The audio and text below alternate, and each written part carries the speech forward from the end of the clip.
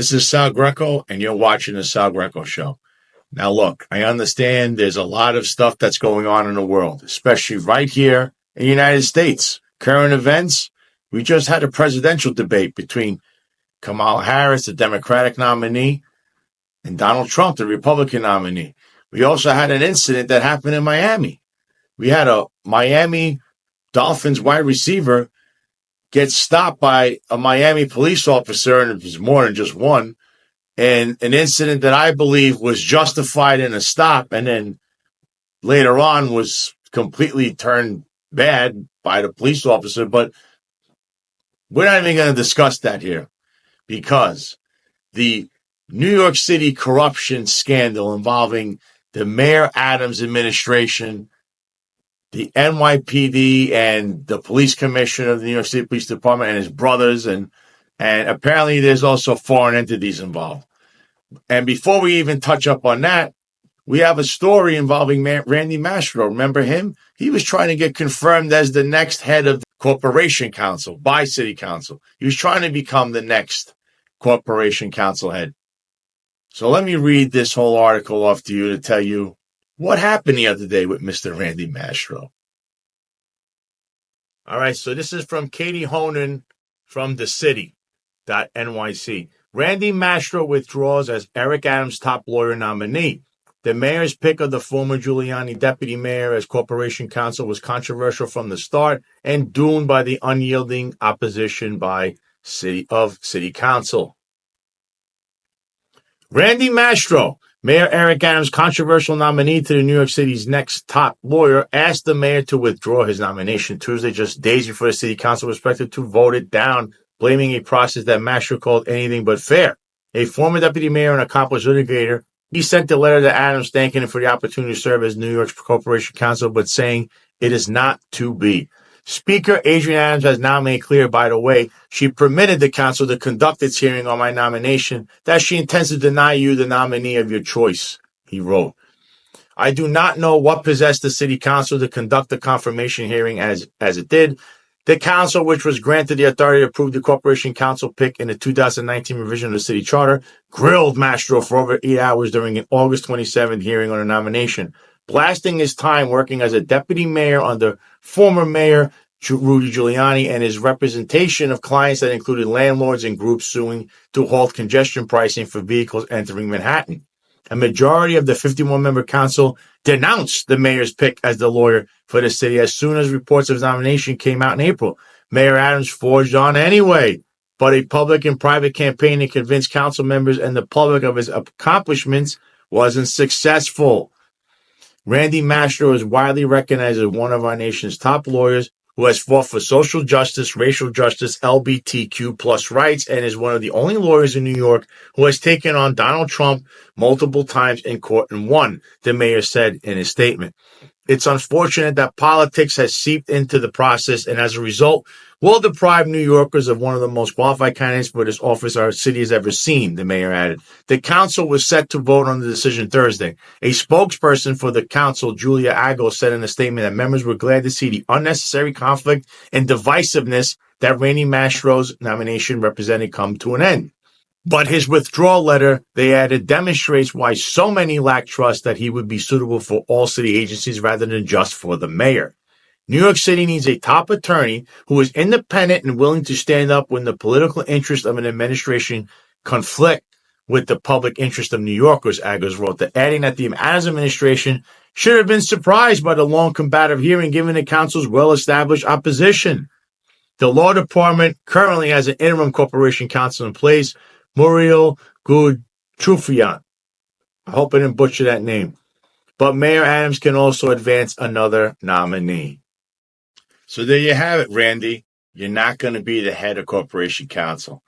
The best part about this was if you go back to the previous episode where I actually mentioned all of this, you'll see at the hearing where Councilman Lincoln Ressler, do not confuse him for ever being a conservative. He's actually a far left progressive, but he actually does his job. When he asked Randy Mastro what he's going to do about GML 50K2, which is something that not too many people talk about, but in the city, it's a general municipal law that The Corporation Counsel has to explain to the taxpayer why they're representing someone, because unless their actions that they're being alleged to have done do not fall under the scope of someone's duties, Corporation Counsel cannot represent you. Meaning you committed a crime or, sexual harassment, assault, rape. This kind of stuff isn't covered. But apparently in the Eric Adams administration, they're covering everybody. Timmy Pearson, Eric Adams, Jeffrey Madry. You got John Schell and Kaz Dodger. They were smearing a woman who was a victim. So, hey, they're paying for, actually, you're paying for it as a New York City taxpayer. His answer was, we'll need to review it. I'll have to look at it. No, Randy, the answer is you flat out cannot represent them. And for that reason alone, people can see right through you. So good luck in your future endeavors. Thank God he won't be representing the taxpayers as head of Corporation Counsel. And now here's another story. And this is regarding the corruption scandal that's going on. And it's almost egregious because this looks like, it sounds like a mob movie. Here, let me read this to you. Paranoid police officials meeting in parking lots as Fed raids leave NYPD City Hall in shock. Sources. This article is by Craig McCarthy and Steve Janoski. And we're going to play this video first because this is pretty interesting. It's from Fox 5. But the latest searches and seizures don't appear to be related to the ongoing investigation into the mayor's campaign, fundraising, or possible ties to Turkish donors. But let's get the latest from Fox 5's Teresa Friel live in the newsroom. Teresa? Yeah, Natasha and Steve, these investigations are shrouded in mystery. The names we know, Banks, Wright, Caban. The reason the FBI has their sights set on them, that part remains unclear. I would love to engage in a good conversation around this, but it would just be irresponsible for me. As a former law enforcement person, I know allow the reviews to take their course, and that is what I'm doing. Mayor Eric Adams tight-lipped on the 6 o'clock news as federal agents zero in on some of his most trusted advisors and possibly the city's top cop, Edward Caban. Wednesday, the FBI searched the homes of First Deputy Mayor Sheena Wright and her partner, Schools Chancellor David Banks, as well as his brother, Deputy Mayor for Public Safety Philip Banks, and Senior Advisor to the Mayor, Tim Pearson. On this, the first day of school in New York City, Chancellor Banks had little to say about the raid on his Harlem home. It is all about the kids. If there's any other comments that will be made, it'll be happening tomorrow. And in a matter that might be entirely separate, Police Commissioner Edward Caban had his phone seized by the FBI, alongside a few top NYPD officials. There are numerous reports his home was also searched. A spokesperson for the NYPD said, quote, the department is aware of an investigation by the U.S. Attorney's Office for the Southern District of New York involving members of service. The department is fully cooperating in the investigation. The question is what's happening in the upper echelons of city government. Is this one investigation or multiple? To what degree, if any, does it involve the mayor or additional members of top NYPD brass? It's understood these allegations are separate from a probe into reports the mayor's campaign colluded with Turkey to collect illegal foreign donations.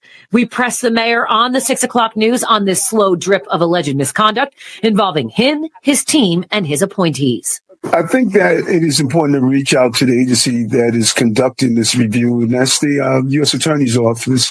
I have been clear that my message throughout my public life is to follow the law, and that's what we're doing. We're going to comply with whatever inquiry and whatever we have to submit while this review takes place. We did reach out to the U.S. Attorney's Office. They told us no comment at this time.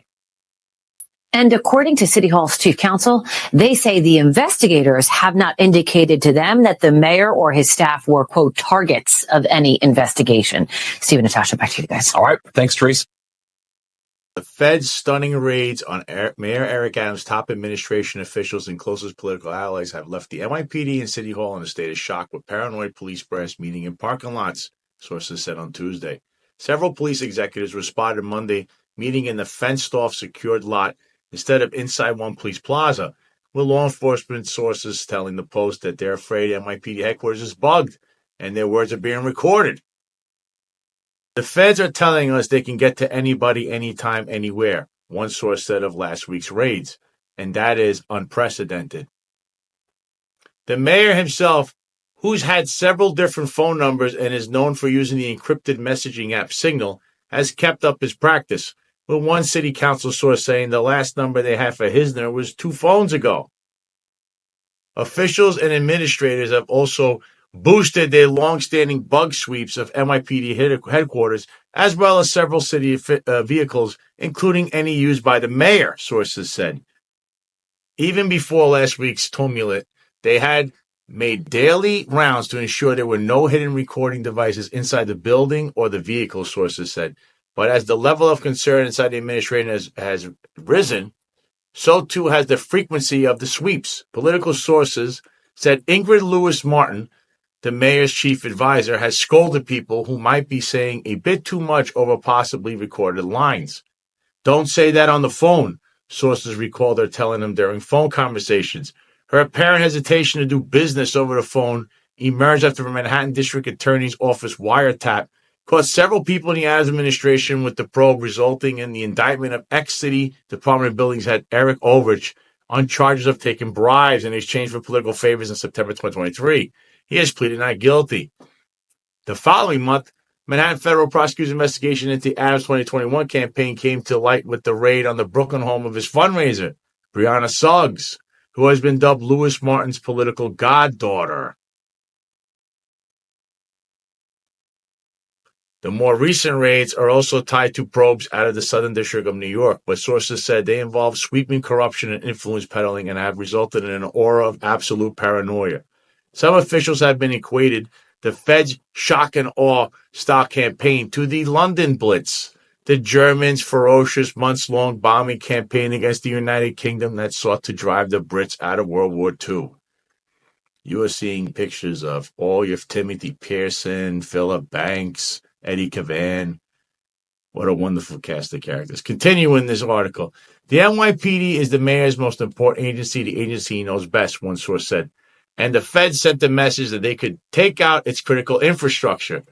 Among those ensnared by the federal dragnet are Police Commissioner Edward Caban, Deputy Mayor for Public Safety Philip Banks, Schools Chancellor David Banks, and First Deputy Mayor Sheena Wright, law enforcement sources have said. Federal agents showed up at their homes early last Wednesday, waving warrants and seizing their electronic devices.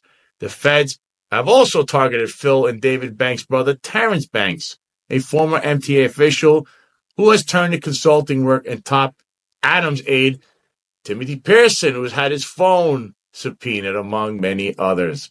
No one has been accused of wrongdoing.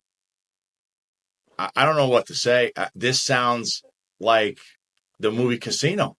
If you remember in Casino, there was that scene where they went to the jewelry store and they couldn't talk because the feds were monitoring their every move. So they started putting their hands like this to talk.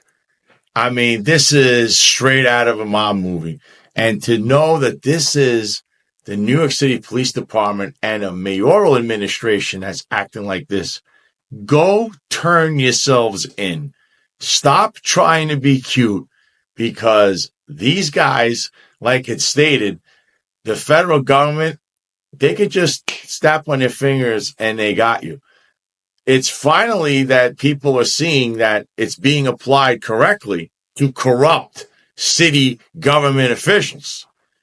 This is what it feels like when the poor little civilian that may or may not have done a crime but gets pressured by the feds. This is what they do. But now they're doing it to New York City police executives and official people that work in the New York City mayoral administration.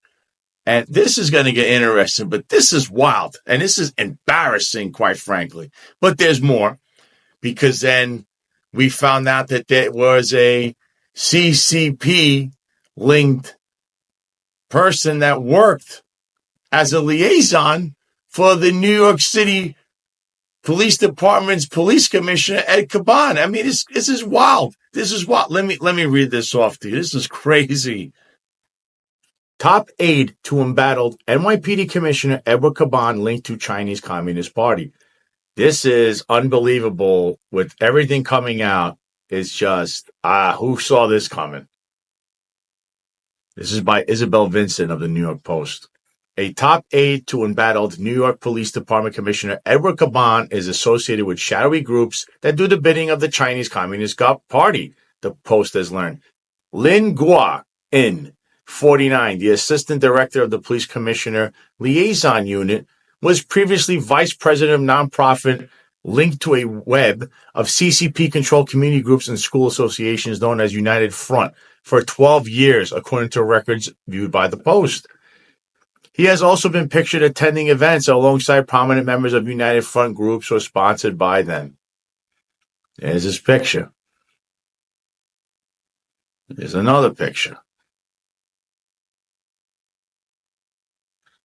The role of United Front is to spread Chinese propaganda in the U.S., overseen by the United Front Work Department, funded and controlled by the central government in China. Lin was also handpicked by Mayor Eric Adams for his high-ranking job, despite having limited police experience, sources said. After initially not commenting, a spokesperson for the NYPD said Wednesday, Lin came to the department as a deputy director, which does not require mayoral approval. This was strictly a police commissioner appointment. Lin's ties come under scrutiny at a time of heightened awareness of Chinese influence in New York after the arrest of Linda's son, a former aide to Governor Kathy Hochul last week. Son is charged with 10 criminal counts, including money laundering, visa fraud, conspiring to act as a foreign agent for China, and other crimes. She has pleaded not guilty in Brooklyn federal court.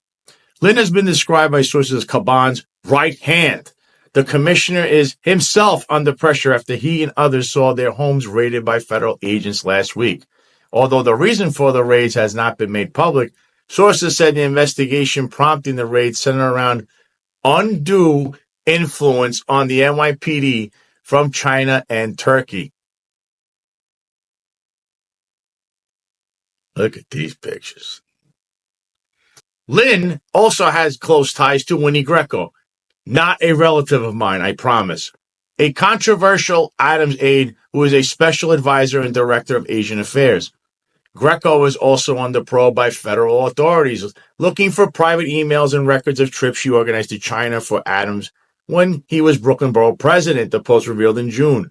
Greco's Bronx home was also raided by the FBI in February. She has denied any misconduct and has not been charged with anything at this time. Her office did not return a request for comment from the Post.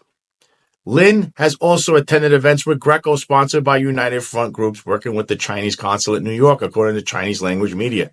Lin also received an award from the Dongguan Association, which is the same China-funded group which listed Greco as a consultant from 2011 to 2023. As the Post previously reported, Greco has denied her association with the group and said she asked it to remove her name from the website.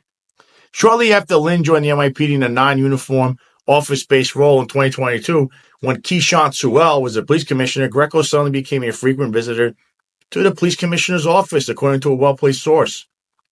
Lin's first role was deputy director of the Community Ambassador Program, but he rapidly rose through the ranks. In early 2023, he joined the office of the Chief of Patrol and was again promoted in a triple jump promotion to his current position, becoming the first Chinese-American assistant chief in the history of the NYPD, according to reports. In a post announcing his new position last year, NYPD News described Lin as one of the highest-ranking Asian-American civil members of the NYPD, serving as a messenger between community groups and the top cop. This is Winnie Greco here pictured, by the way. Most definitely not a relative of mine. Oh, look, Victoria Perry. I mean, was she doing this in between her trips to Con Sofrito in the Bronx? Despite achieving such a high-level position, Lin spent most of his previous career working in the hospitality industry. Between 2004 and 2016, he worked as the assistant manager of Scarsdale Golf Club, and he owns a Chinese restaurant, China Star, in the Bronx. He registered that business in 1997, 4 years after arriving in the U.S. from China, according to public records and Chinese language media reports. Lin's policing experience is limited to auxiliary or voluntary service and a 3-year stint as an advisor to the White Plains Public Safety Commissioner beginning in 2018, sources said. A call seeking comment from White Plains Public Safety Commissioner David Chung was not returned Tuesday. Lin's ties to Chinese-American groups began shortly after he arrived in the U.S. in 1993 as a student. He served as a vice chairman of the, let me get this right, Fujian Changle Nanjian Benevolent Association of Eastern America. Sorry if I butchered that. A non-profit incorporated in New York in 1993. He occupied the position for 12 years, from 1994 until 2006, the source told the Post. It is unclear what the group's function is, but it is linked to a web of CCP-controlled groups that are part of the United Front. Lin is also still close to the group, having been pictured at one of its meetings in January 2023 wearing a jacket bearing a police badge. The chairman of the group at the time was Lu Ayahua, I hope I didn't butcher that name, who has also served as a chairman of the Fujian Association of the U.S., which is a United Front group, according to China Scope, a Washington, D.C.-based nonprofit that analyzes Chinese language media. Shortly after his NYPD promotion on September 18, 2023, Lin gave a speech at a Manhattan Chinese restaurant during a Chinese National Day gala. The event was sponsored by the Lin Chang No. 2 High School Alumni Association located in China's Fujian province. Such alumni associations of Chinese schools have been identified as United Front organizations working on behalf of the CCP, according to the CIA. Numerous Chinese government representatives were at the event, including Chinese Consul Xing Yulin. I hope I didn't butcher that name. Less than a year later, at a gala sponsored by the Fujian Tongdo Association in Flushing, Lin was honored along with two other members of the NYPD for their services to the community and presented with plaques.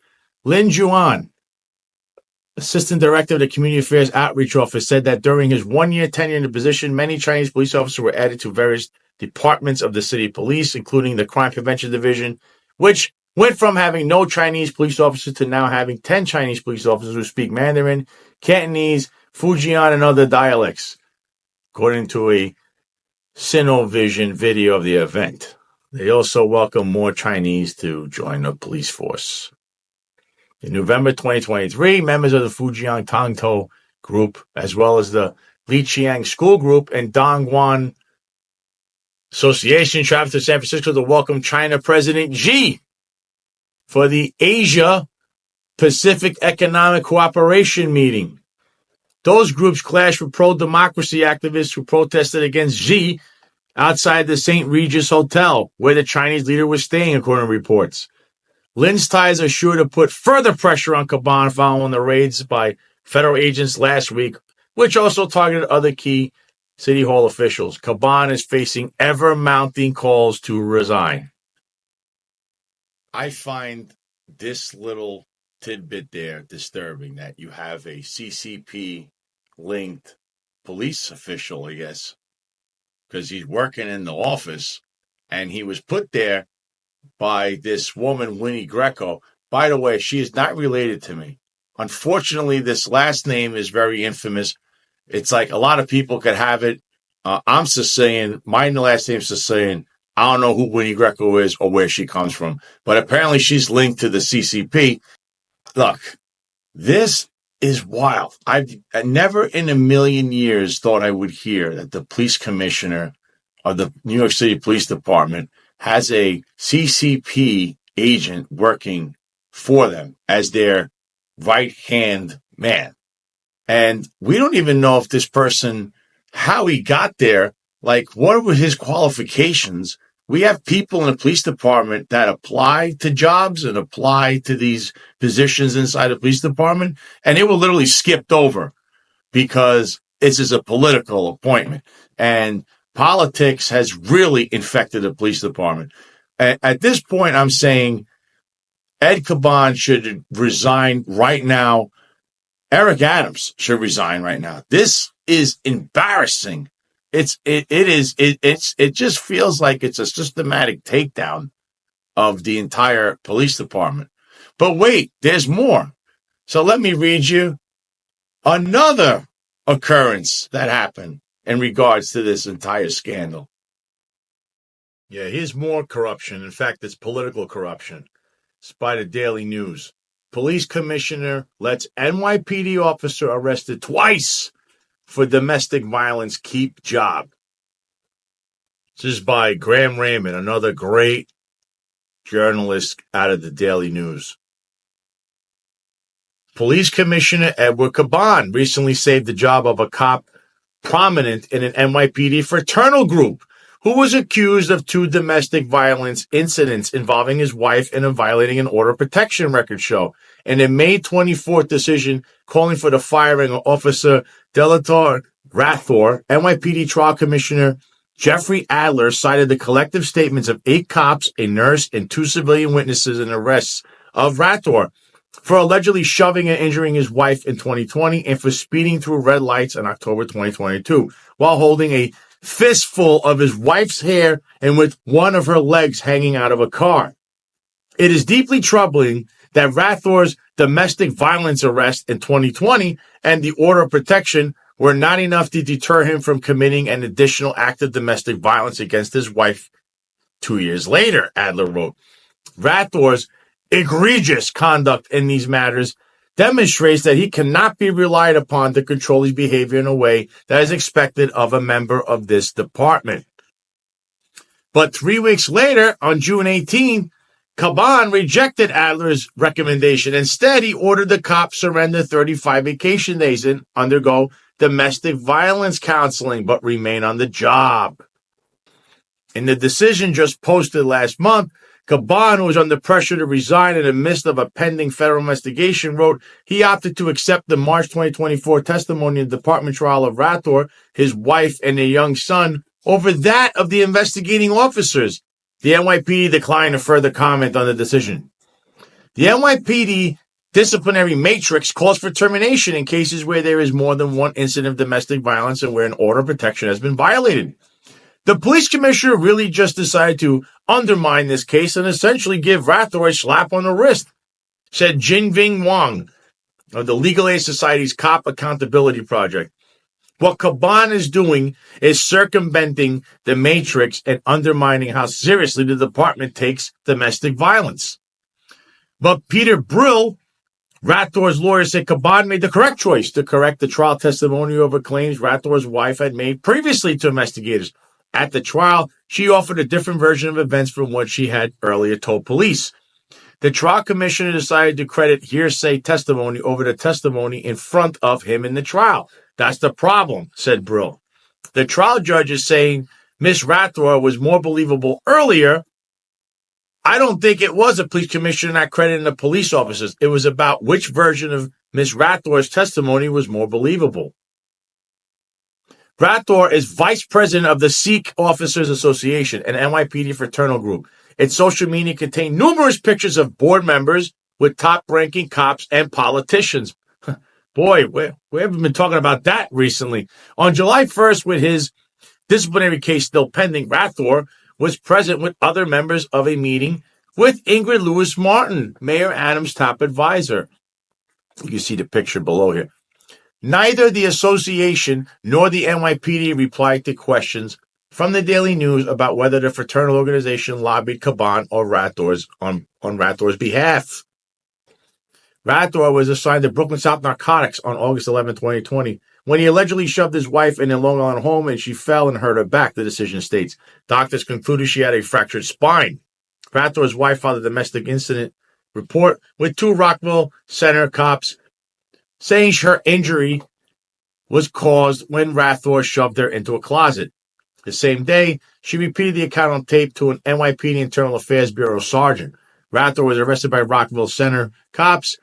Later that day, 2 weeks later, the wife repeated her account of the assault to another NYPD investigator, an Internal Affairs Bureau lieutenant, also on tape.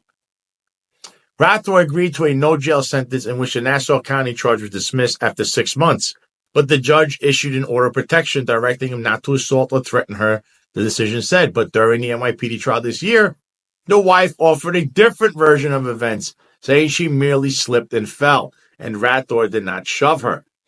Adler, the trial commissioner, found the claims implausible because of her previous statements to investigators. The initial accounts provided by Rathor's wife accurately describe what occurred, Adler wrote.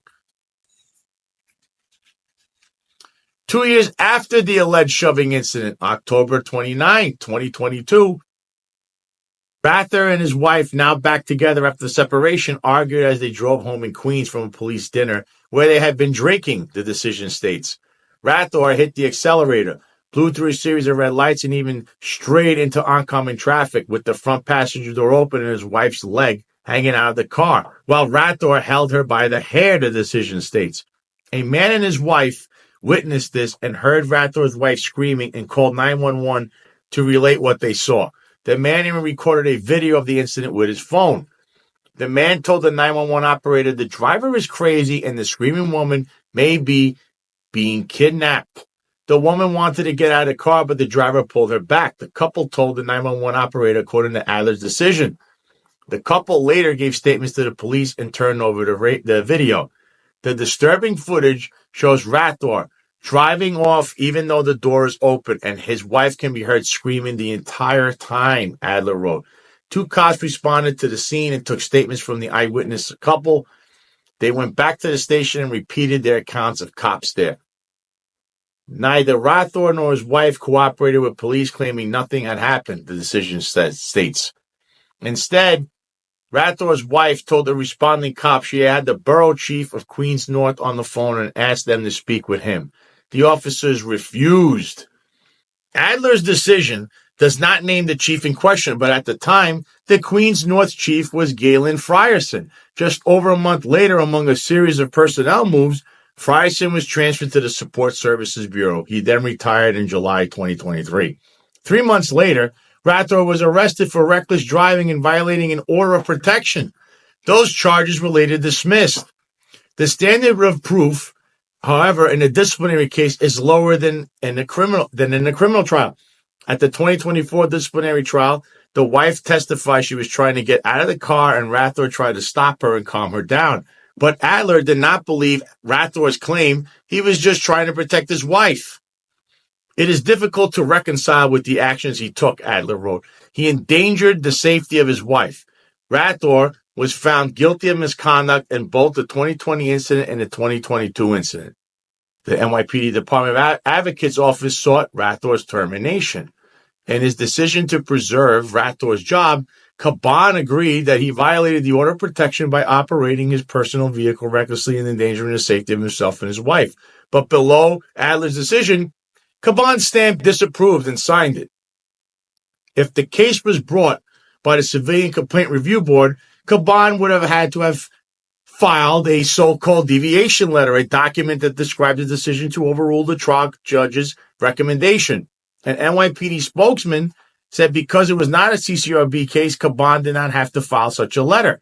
He's circumventing transparency, legal aides Wong said. Even if he's not in violation of the letter of the law, he's in violation of the spirit of the law. Rather was promoted to detective in December 2019 and then demoted back to police officer on November 2nd, 2022. He is currently assigned to the Manhattan Court Section. All right, so this one really is unbelievable, and I'll tell you why. The Disciplinary Matrix, which was created in 2021, and it actually was weaponized against people I know, like Eric Dim, and he's a co-host of the Defiance Unfiltered podcast. The Disciplinary Matrix here calls for the termination of this officer. Now, Eddie Caban, who said he disapproved it and doesn't give a reason why, cannot do that by the rules of this Disciplinary Matrix. How he did it and why he did it, well, it's very political, okay? Because this fraternal organization that this officer belongs to happens to hobnob with all the politicos, especially in the Eric Adams administration. And their Instagram or social media is loaded with pictures of politicians and all of that. And we're going to get to another thing that we always discuss here in regards to a place that always holds politicians, NYPD executives, and what else? Criminals, thugs, felons. So I guess this is the mantra. It's not what you know, it's who you know, right? So this officer who got off, he should have been terminated. I know other officers have been terminated. I mean, actually, with the 2 domestic violence incidents this officer had, he's a menace to even be on the job. But listen, that's besides the point.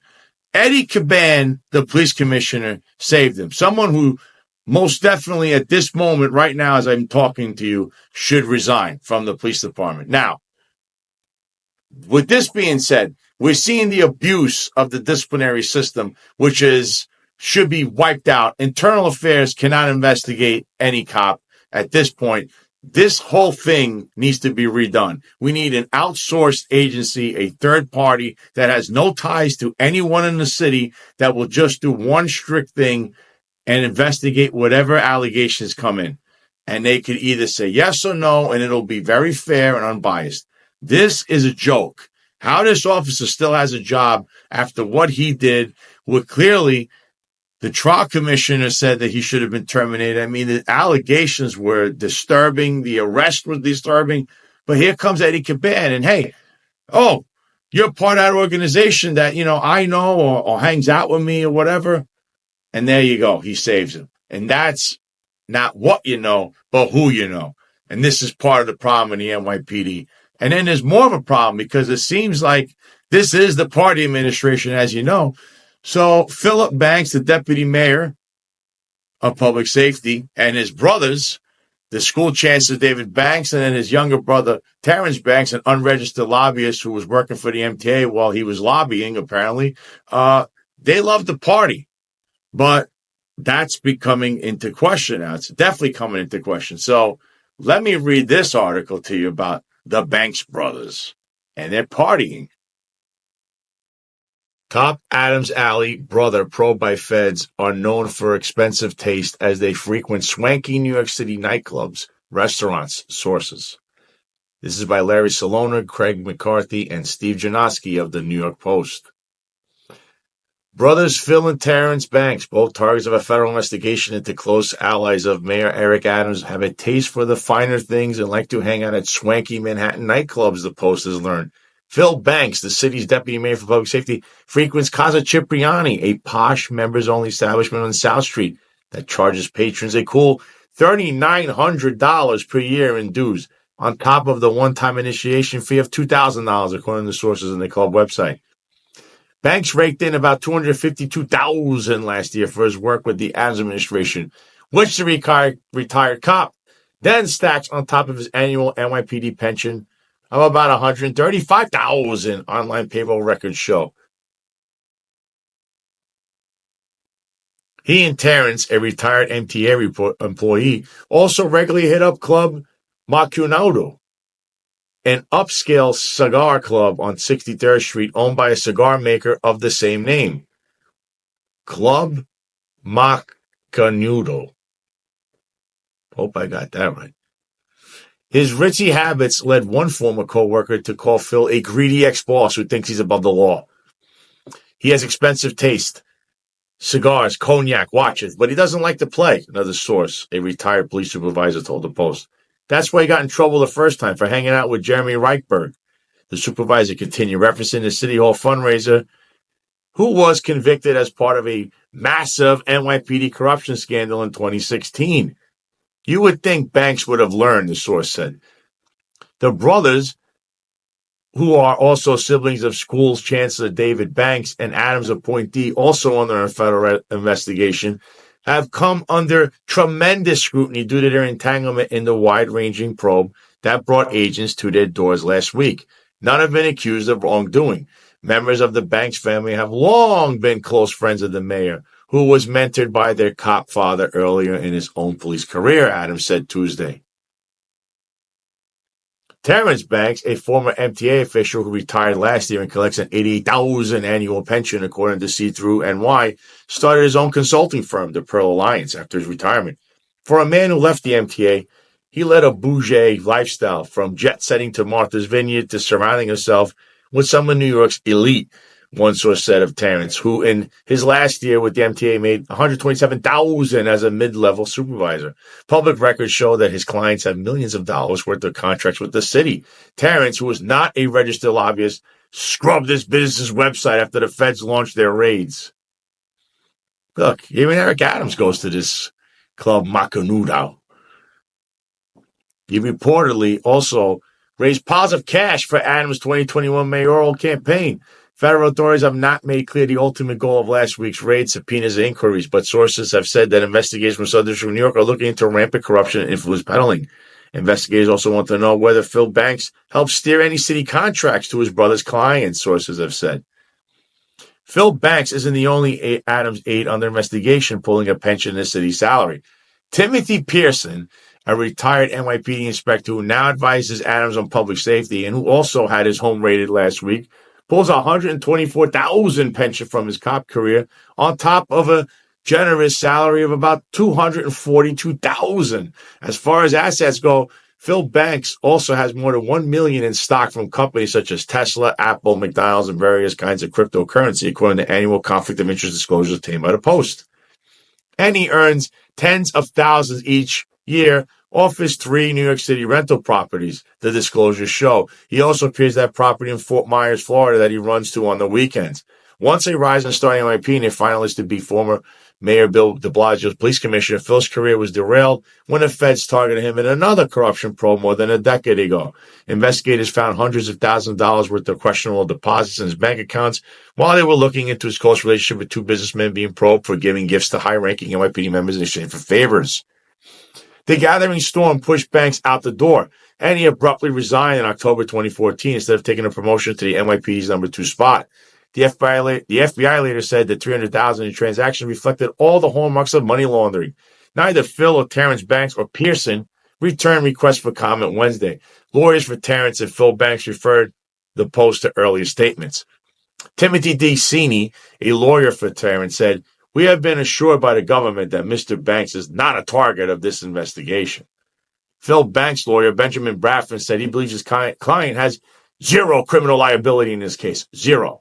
Phil and Terrence's reputation has left cops shaking their heads and joking that the Banks brothers should be called the James brothers, in a nod to the famous outlaw robbers from the Old West.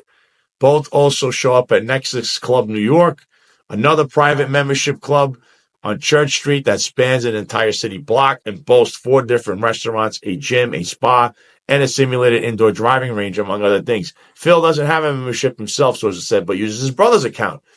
Phil likes to hang out in expensive restaurants and smoke cigars, the source said, as long as someone else is paying. Well, it looks like there's more than just one swagger man in this administration, because Philip Banks, I mean, what the hell is he doing? So he goes out, right? And we always wondered, who pays for all this stuff when Eric Adams is out there? Well, now with influence peddling, heck, you could have all the money yourself to pay for this stuff. But if that's not doing it, maybe they really are getting wine-dined and pocket-lined. I mean, what the hell is the purpose of going to all these swanky places when I don't know if you could personally afford it, and we don't know if you're being influence peddled? But that's one of the allegations here that they're looking at.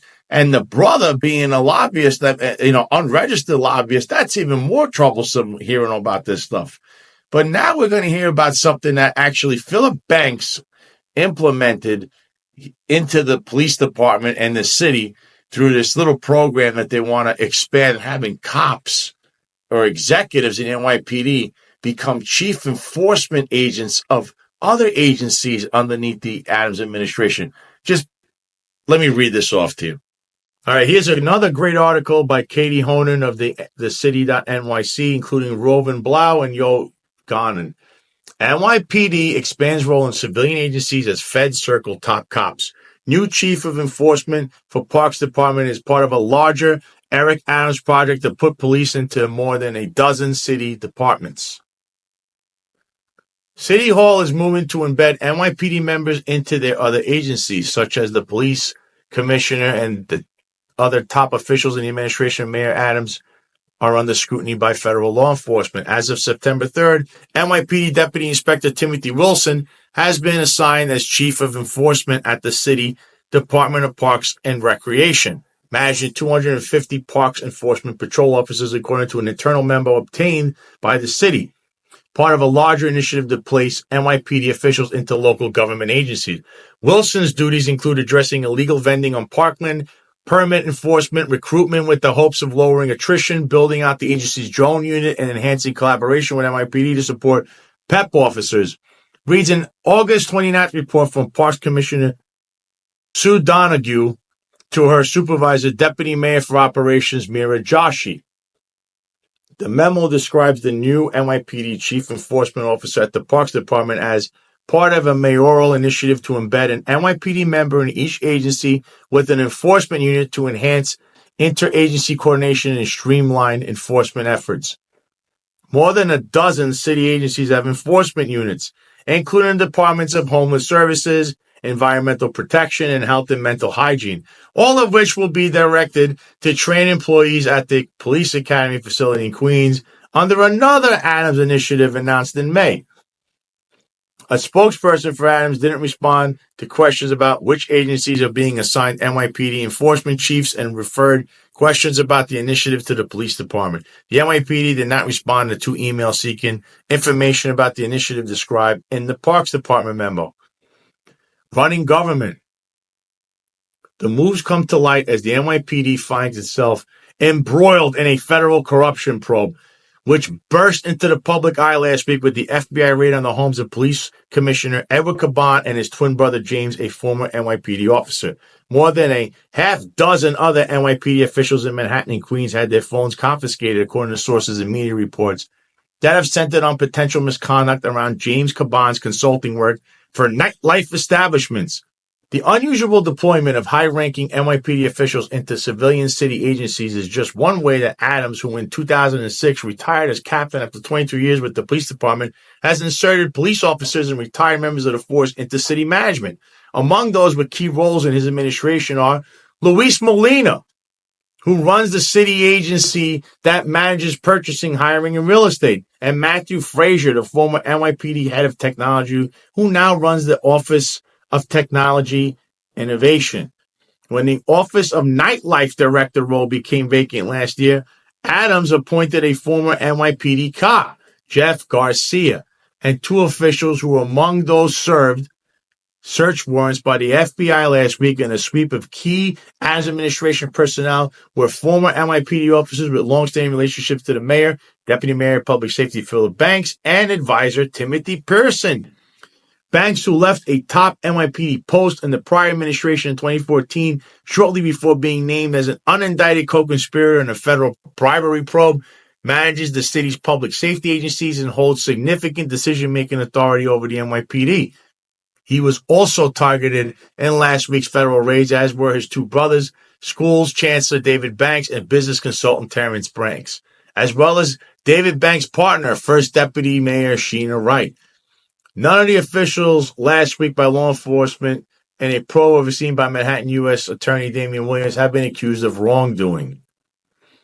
Pearson's role has also been far-reaching, including overseeing an office staff with former police officers assigned to improve operations across city government. His actions in the office have been the subject of 4 lawsuits alleging sexual harassment of an NYPD subordinate and related retaliation against 3 of her police department colleagues. Pearson has denied discrimination, sexual harassment, retaliation, or a hostile work environment in response to the first of those lawsuits through his taxpayer-funded attorney, John Flannery, of the firm Wilson, Elser, Moskowitz, Edelman, and Dicker, LLP. Pearson has also played a role in coordinating shelters, housing migrants, including security there. His clash with guards who attempted to screen him for entry is now the subject of an imminent lawsuit by the security officers alleging false arrest, the New York Times reported Wednesday. In addition to pushing police department personnel into civilian agencies, Adams has moved to bring the law enforcement units of those departments closer to the NYPD, as the Daily News first reported, an initiative driven by Phil Banks. Adams announced in May that the role of the Police Academy facility in Queens is being expanded to handle the training of other entities and policing units, including the Departments of Parks, Probation, and Correction, which previously handled their own training. Over the last 2 years, we've broken down silos, better connected all our city's public safety agencies, and given them the tools and resources they need to continue to keep our city safe, Adams said at a ceremony at the Academy in late May. Hardcore policing. A union leader representing Parks officers said he was infuriated by what he described as an overreach by the NYPD. As soon as I heard, I was outraged that they would actually have another agency come in and direct our members without our acknowledgement, said Joe Palaio, president of District Councils 37, Local 983, which represents the park patrol officers. His members were never supposed to be viewed as police officers carrying guns in parks, playgrounds, and beaches, he added. They weren't primarily there to be a police force, he said, but they were there to give comfort, information, stewardship to the parks, and it worked great. Now the NYPD brings a hardcore culture of enforcement, including stopping and frisking New Yorkers, he added. Parks enforcement patrol officers do not carry guns. Palaio noted that the city's public transit and housing agencies used to have their own enforcement agencies. They all got gobbled up by the NYPD, he said, adding bigger doesn't make it better. He argued, bureaucracy takes it over and the concerns of the people are diluted. Palaio has a meeting scheduled with the NYPD on September 18 to talk about the issue. He has also argued that the new initiative violates the union's collective bargaining agreement. The NYPD's larger influence comes as some crimes in Central Park have gotten media attention. PEP officers, along with NYPD cops, patrol city parks. Major crimes in city parks remain rare, according to NYPD records. The park's new NYPD chief of enforcement was formerly a precinct commander on Staten Island. He was referenced in a lawsuit filed by an NYPD officer who said he was demoted for refusing to honor courtesy cards doled out by police officers to friends and families to evade tickets during traffic stops. The police officer, Matthew Bianchi, alleged that Wilson told him he could get kicked off the traffic unit because he once ticketed the friend of an NYPD chief. After Bianchi said he didn't agree with the courtesy card policy, he alleged Wilson asked him, is it better to be right or better to be on patrol? Bianchi settled the case Tuesday for $175,000. Wilson didn't respond to an email seeking comment. Elizabeth Glazer, who headed the mayor's office of criminal justice during the administration of former Mayor de Blasio, questioned the latest expansion of the NYPD. Seems like a bad idea to turn every kind of patrol into a police matter, especially when a different and civil method would work, she told the city. Now seems especially bad timing as the police department is struggling with the governance of the department. So you heard a lot there. You heard about Tim Pearson. He's going to be sued again for the, millionth time now. You heard about this lawsuit that involved this deputy inspector who's supposed to be in this chief enforcement agent for the Parks Department. That was settled apparently for $175,000. But the main point here is this is Eric Adams trying to force his will and his agenda on other little agencies underneath him, like the Parks Department, like the health and hospitals. This is not a good look. This is what dictators do. This is what happened in Venezuela.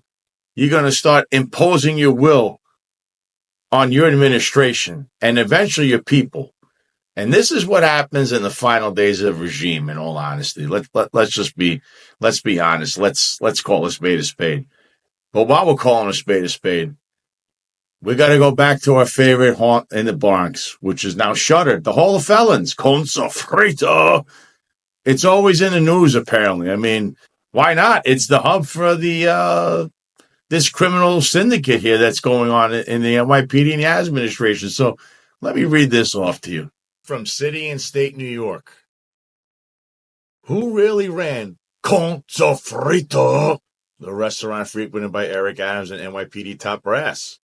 Officially, the restaurant belonged to Richard Caban, the brother of an embattled NYPD police commissioner. But social media pages tell a different story from the establishment's liquor license and lease. This is by William Brederman from City and State New York. A week before Christmas 2022, a Border Patrol agent stopped a Dodge pickup on Route 243 in North Troy, Vermont, a village of a few hundred residents about a mile south of the Canadian border.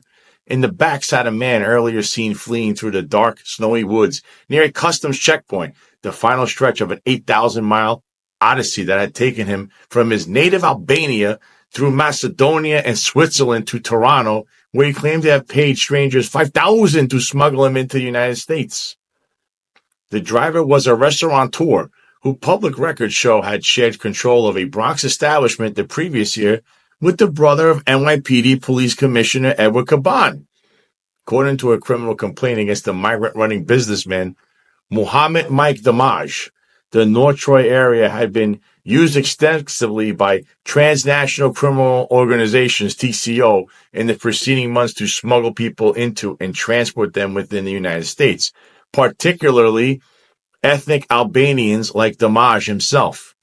Authorities had intercepted Damaj the prior April, transporting 2 other undocumented arrivals from the small Balkan nation, and legal filings note that vehicles he had rented repeatedly showed up in surveillance footage from a nearby road that March, even though Damaj lives some 6 hours distant in Yonkers.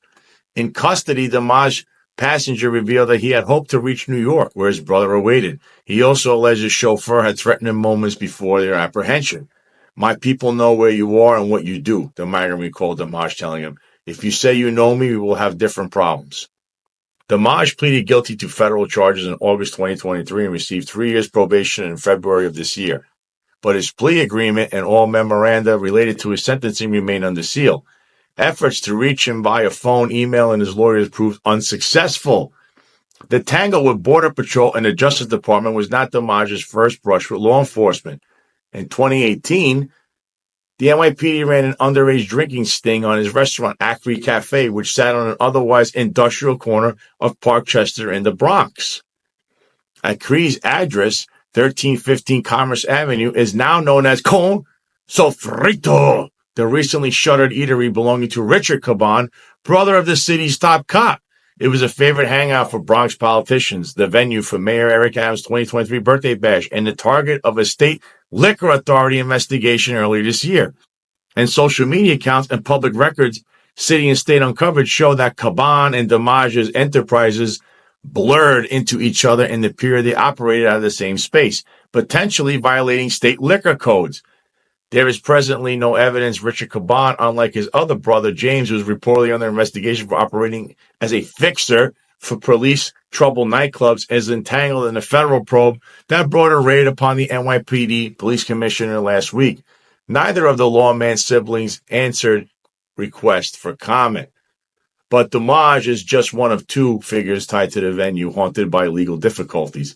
The other is Jaime Jimmy Rodriguez, the founder of late legendary boogie down destination Jimmy's Bronx Cafe. Though never himself charged with wrongdoing, Rodriguez lost 2 of his prior businesses to drug busts. Eponymous eatery was allegedly so rife with unsavory characters and narcotics in the 1990s that Major League Baseball warned players against visiting it. As the city previously revealed, Richard Caban's name appears alone on Con Sofrito's liquor license, yet Rodriguez has consistently depicted himself online as the hangout's creator, and he is ubiquitous in media posted to his Instagram and Facebook accounts. The politically wired serial entrepreneur enjoyed a similar relationship with Acri Cafe and Damaj. Questions city and state left at phone numbers and email accounts associated with Rodriguez concerning his role as both businesses and his relationship with their owners received no reply. The settlement Acri Cafe reached with the city in February 2019 obligated to inform the NYPD Civil Enforcement Unit if it sought to sell, assign, or sublease its existing rights in the subject premises within the next year. The department told city and state it never received any such notice. In September of that year, Damaj personally appeared before Bronx Community Board 10 to seek a renewal of Acri's soon-to-expire liquor license. But in November, Rodriguez made multiple posts to Facebook referring to Acri, which had been in business since 2015, as my newest restaurant. A new page for Acri Cafe launched on a social network that same month, showcasing Rodriguez's signature Puerto Rican cuisine, a shift from the Italian fare Acri previously served. But at no time did Acri Cafe file any paperwork indicating its ownership had changed. Mark Stumer, an attorney specializing in liquor license law, said that if Rodriguez was in fact a partial owner of either Acri Cafe or Con Sofrito, it could constitute an undisclosed principal violation of state regulations. However, determining that for certain would require opening both restaurants' books. Either he does own it and he's not disclosed to the liquor authority, or he's a big talker, said Stumer, who city and state provided with details but not the names of figures involved. If he's being paid a set salary as a consultant, that's fine. But if you see different amounts going to him every week or every month, that would look like profit sharing. In January 2020, Richard Caban incorporated 1315 Restaurant Group, and within weeks, the new entity went before Community Board 10 as part of the liquor license application process. But Caban did not immediately receive the license. Rather, the state liquor authority in February renewed Acri Cafe's permit, which remained solely in the name of Damaj and another Albanian American. And it remained so even after Damaj and Acri Cafe signed over the property's lease, along with all receipts, profits, and revenues deriving therefrom to Caban and his 1315 Restaurant Group in August. In the weeks preceding the transfer, Acri Cafe obtained a 5-year small business administration loan, which does not appear to have been part of the Paycheck Protection Program. Yet another Facebook account for Acri Cafe materialized, and Damaj made his first ever political contribution to a candidate for city office, $250 to Eric Adams. Curiously, Damaj, who for years had identified himself in public statements and court documents as Acri's owner, demoted himself in the donation description to the establishment's manager. Yet it wouldn't be until the next spring that Caban obtained even a temporary liquor license to operate the premises as 1315 Commerce Avenue himself. For nearly 8 months, a period in which Instagram posts attest that Acri continued to serve alcoholic beverages, Richard Caban's company controlled the location while Damaj's held the liquor license. The SLA told City and State that Acri failed to notify the governing agency of the lease deal with Caban as state regulations mandate. Stumer, the liquor license attorney, said arrangements like these and the failure to disclose them are not unheard of in the industry because of the drawn-out process for acquiring and updating licenses. But such deals violate regulatory requirements that a licensee maintain exclusive control of the premises without any other enterprise operating in its space. The assigner is violating the law because he's operating on a premise where he doesn't have the lease, Stumer said. But the biggest issue is the money. Where did the money go? On April 19, 2021, SLA records show Acri Cafe liquidated its alcohol inventory and transferred it to 1315 Restaurant Group, which that same day acquired an interim pouring permit. Consofrito launched its own Facebook page days afterwards, but Acri's social media accounts remained active, tagging its photos and videos at Consofrito. These included pictures from Rodriguez's birthday party that September, which photos show that Adams and all three Caban brothers attended, along with Assembly Speaker Carl Hastie and former Borough President Ruben Diaz Jr.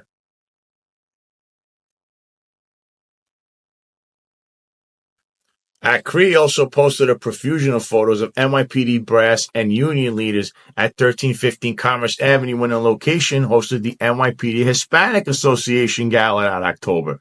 In fact, Acri's twin Facebook accounts continue to regularly upload images of food and inspirational messages right up until March 2023, that is, 2 months after Damaj's arraignment on migrant smuggling charges. There is other public evidence that Acri continue to conduct business even after Richard Caban obtained a liquor license for 1315 Commerce Avenue. In February 2022, the New York State Department of Taxation and Finance lodged a $27,604.22 uncollected sales tax warrant against the cafe. Unpaid, it has since bloated to $34,111.60. Meanwhile, state uniform commercial code filing showed a federal loan Acri obtained just before signing over the lease to Consofrito remains open. It comes due in July 2025. So there you have it. Consofrito. It is just obliterating everything in its path. Now you learn about some supposed secret owner. Guy's last name is Delmage, who was technically trafficking human beings from Canada into the country and got picked up by the feds. Nobody knows what happened to that. That's a sealed indictment. That never sounds good. And then there were other events that occurred around Conso Frito, which was Acri Cafe, and it comes into question about the SLA license, that's the State Liquor Authority. Then it comes in with was it operating on the Acri Cafe? Was it Conso Frito? Then we have I guess there's a loan that is now Richard Caban's on the hook for, and he owes $35,000 apparently or more for taxes or something. This is crazy. And then, of course, we have Jimmy Rodriguez, a self-admitted criminal and mob associate. And if you don't believe me, go back to episode 5 and you can watch the part where John Panisi from Sit Down News explains how Jimmy Rodriguez is a mob associate. And this guy, everything he's ever touched as far as a restaurant doesn't last long, and it always ends in a cloud of smoke. And this is just the same thing all over again. But is he on any paperwork? Was he getting paid, making profits? Because then he's the owner or one of the owners. We don't even know. This is a mystery. The silence coming from Letitia James, the New York State Attorney General, Bronx District Attorney Darcel Clark, the New York State Assembly Speaker Carl Hastie, it's deafening. They love this place. They were there all the time, and we still need to get to the bottom of that criminal referral from 2021 from the NYPD, from an NYPD official to the NYPD Vice Enforcement Division Human Trafficking Unit. There's more questions here than answers. The NYPD needs the answer for that criminal referral. Whatever happened to that? Why did the SLA not go there and take their liquor license away when they had an open investigation? How the hell did they keep that party shed?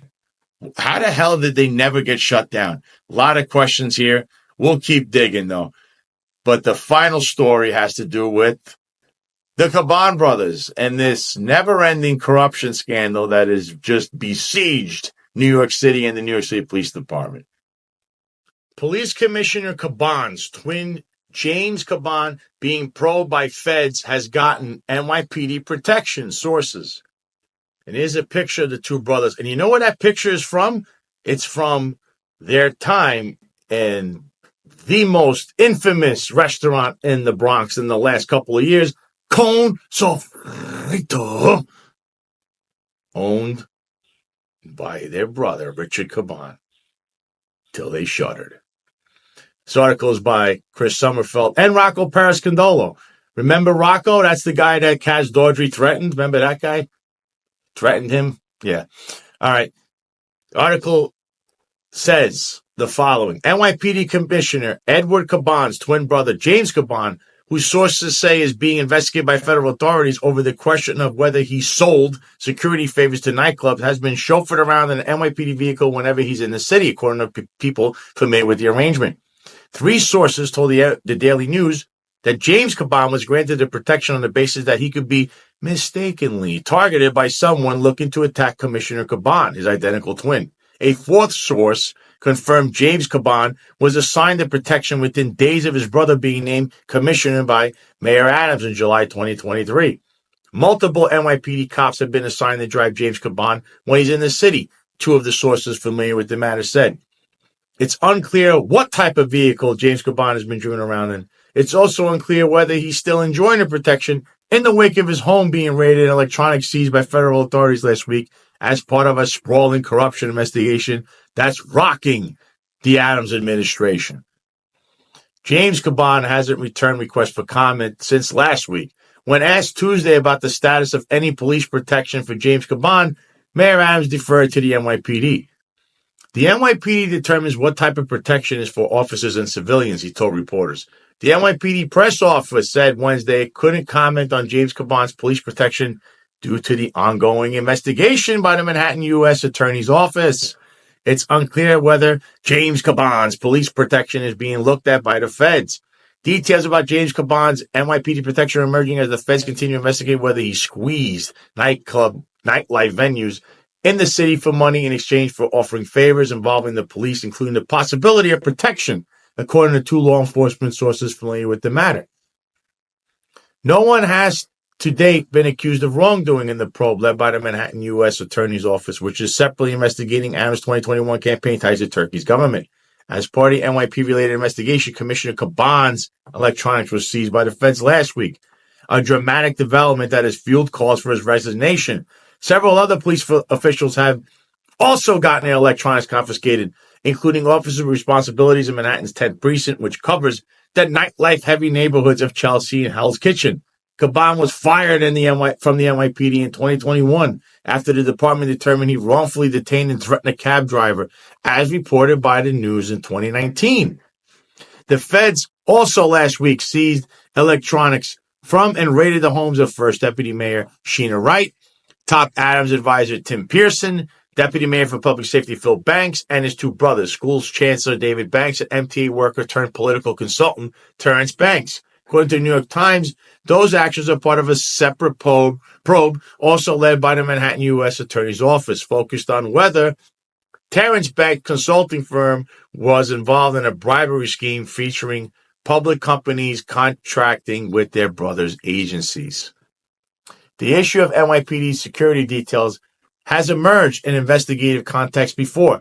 The City Conflicts of Interest Board fined ex-mayor Bill de Blasio nearly $475,000 last year over allegations that he misused his personal police detail during his failed 2020 presidential campaign. De Blasio is still fighting that fine in court.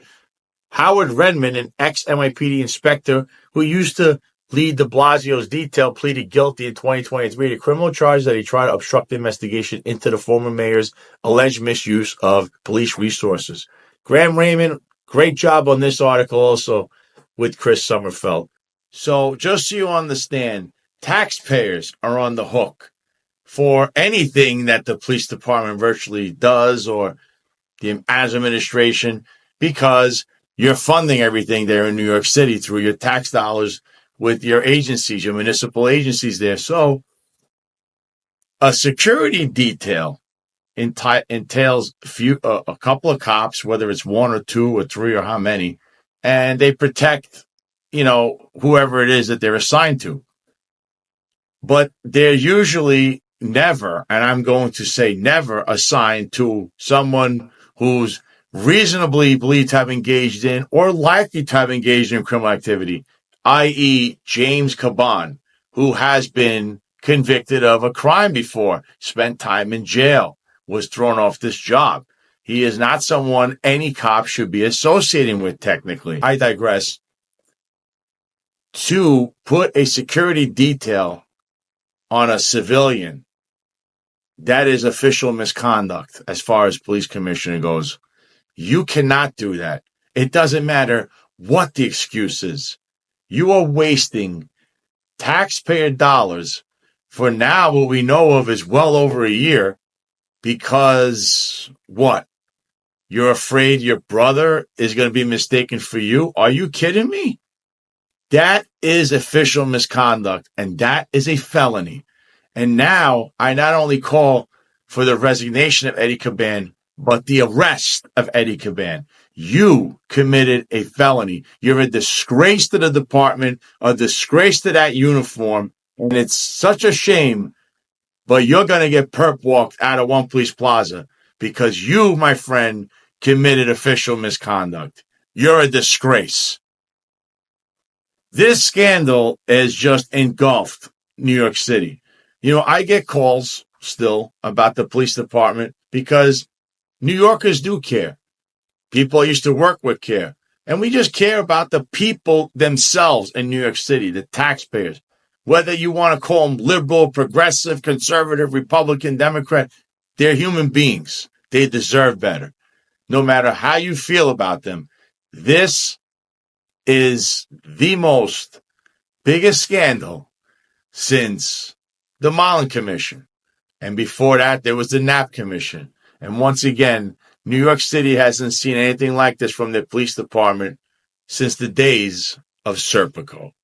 And Detective Serpico, I honor you because it took a lot of guts for what you did back in the day. And then somehow, I don't know why, history keeps repeating itself. Now, it's not the rank and file that's corrupt. It's actually the executives that are. And hopefully this gets resolved sooner rather than later. So this has been the Sal Greco Show. If you liked what you heard, you liked what you saw, please click that like button. Subscribe to the channel on YouTube. If you're on Rumble, hit the Rumble button. If you're on Apple, Spotify, Google Play, just, if you can, leave a good rating and a good review. And don't forget, September 13th, Highlight, go to @Highlight League, whether it's on YouTube or Instagram. They even have an app. You can check it out Friday night. The Highlight Cyclones are playing the Highlight Devils. This is a good matchup. It's week 2 of the season. Hopefully you can catch on and watch it. But remember, if you can, once again, don't forget, click that like, subscribe button on YouTube, the Rumble button on Rumble, leave a good review or rating anywhere else you can hear this podcast. And with that being said, I'm Sal Greco, and you guys have a good rest of your week and a very good weekend. Adios.